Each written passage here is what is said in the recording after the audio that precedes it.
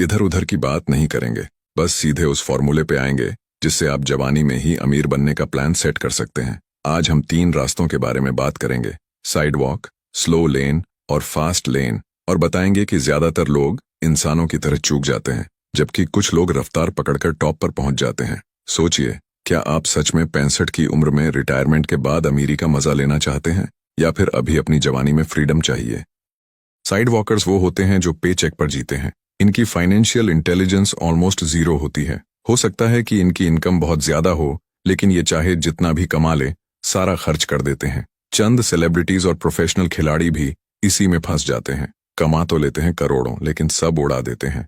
जैसे ही इन्हें काम मिलना बंद, इनकी कमाई बंद, और ये सड़क पर। कुछ पुराने एक्टरों की गरीबी या किसी नेशनल लेवल चैंपियन की दयनीय हालत इसी का उदाहरण है। साइडवॉक वालों के पास न सेफ्टी नेट होता है, न बैकअप प्लान, और न ही ये किसी स्किल पर फोकस करते हैं। बस आज का दिन काटना है, कल का क्या होगा कौन देखे। सोचिए, अगर कल ही आपकी इनकम का सोर्स रुक जाए तो क्या आपके पास प्लान भी है? सेकंड रास्ता है स्लो लेन, जिस पर मैक्सिमम लोग चल रहे हैं।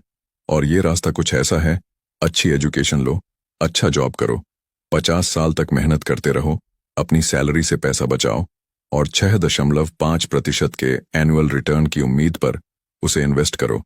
एंड फाइनली, जब आप 65 साल के हो जाओगे, ऑफ कोर्स अगर आप जिंदा रहे, तो अगर आप इतनी सारी बीमारियों से बचकर जिंदा रहे, तो तब व्हील चेयर पर आप अपनी सेविंग को एंजॉय कर सकते हो। सैडली ज्यादातर लोगों के लिए यही सबसे अच्छा रास्ता है। लेकिन अगर आप अपनी फेवरेट कार बुढ़ापे में नहीं जवानी में चलाना चाहते हो, तो स्लो लेन आपके लिए नहीं है। लेकिन स्लो लेन साइड वॉक से ज्यादा सेफ है। ज्यादातर लोग फास्ट लेन पर नहीं चल सकते, क्योंकि वो फास्ट लेन की डिमांड पूरी ही नहीं कर सकते। उनके लिए स्लो लेन ही अच्छी है। मंडे टू सैटरडे दबा काम करो, फिर संडे एंजॉय करो, फिर मंडे टू सैटरडे दबा के काम करो। तीसरा रास्ता है फास्ट लेन।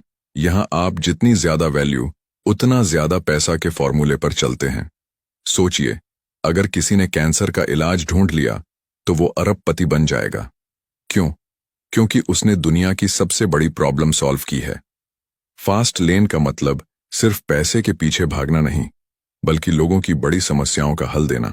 एक ऐसा बिजनेस या सर्विस क्रिएट करना जिससे लाखों लोग जुड़ें। अगर ये इतना आसान लगता है, तो फिर ज्यादातर लोगों के लिए स्लो लेन ही अच्छी क्यों है? क्योंकि ज्यादातर लोग इस काबिल ही नहीं बन पाते हैं कि वो लोगों को अच्छी वैल्यू दे सके।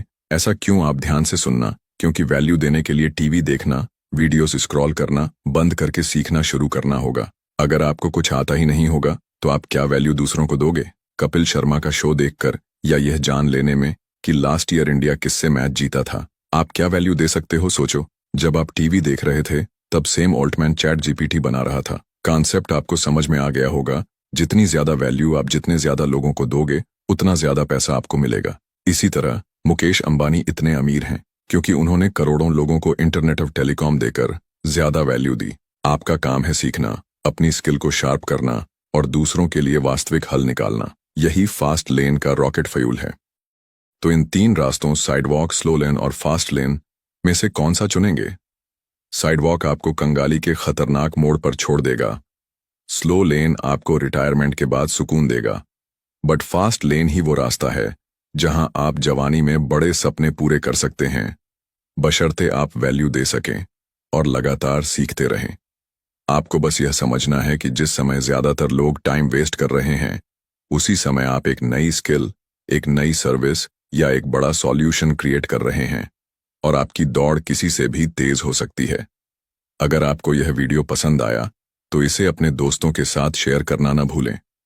और हाँ, मैंने अपने इसी फेसबुक पेज पर ऐसे बनते हैं करोड़पति, rich dad poor dad book summary नाम से एक और वीडियो अपलोड की है। उसे भी जरूर देखिए।